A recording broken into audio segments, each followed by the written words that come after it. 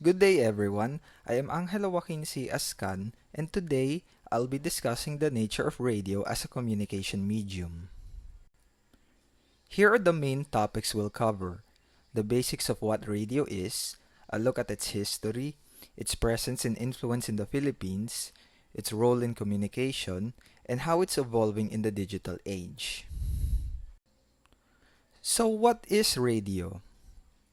Radio is a means of wireless audio transmission that utilizes radio waves.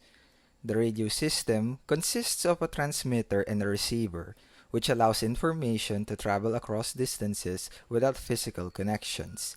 This makes radio one of the most accessible forms of mass media.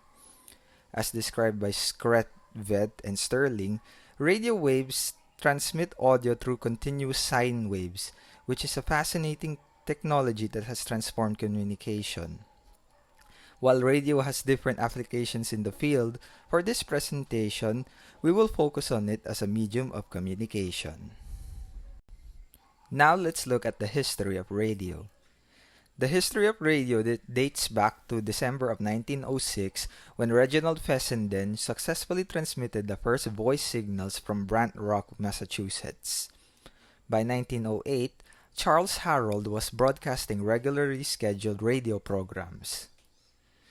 The 1930s through the 1950s marked radio's golden age in America, peaking in the 1940s when it became a significant medium for information and entertainment.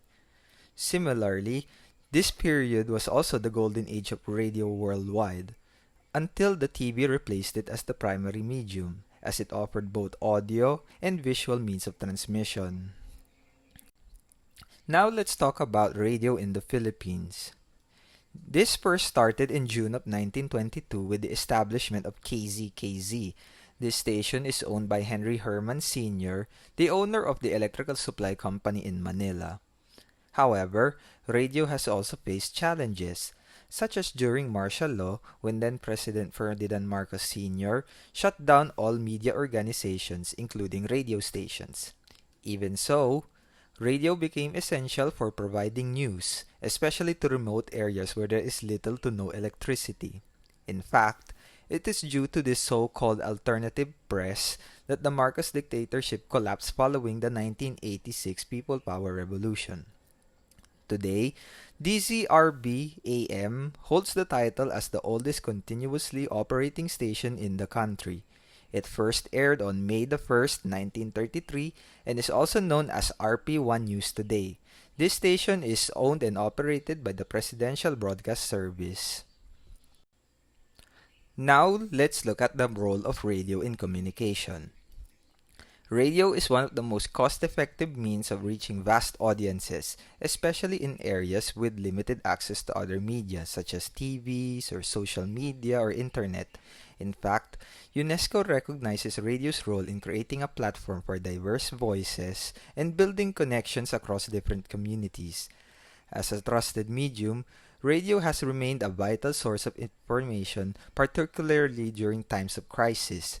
In a report cited by UNESCO, 67% of adults say that they consider radio as trustworthy. Similarly, 68% of adults who are considered heavy internet users trust radio as their medium. Now let's look at radio in today's digital age. Digital advancements have expanded radio's reach beyond traditional boundaries. With internet radio, listeners can access stations from around the world. However, traditional radio now competes with social media and streaming platforms like Spotify. In a study done by Ajisafe and Dada, new technologies such as immersive audio have the potential to transform radio broadcasting. In summary, radio is a simple, cost-effective way of communicating information since the 20th century, particularly in remote regions in the Philippines.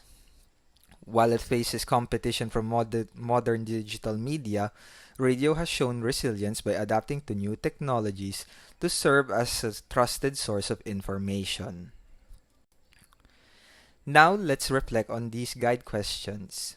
First, in the advent of fake news, why do you think radio is still the best medium for getting news? And second, what do you think keeps radio relevant today? Please share your answers in the discussion forum.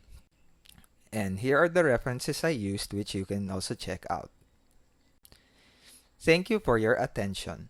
I hope this presentation has provided insight into the enduring impact and evolution of radio as a communication medium.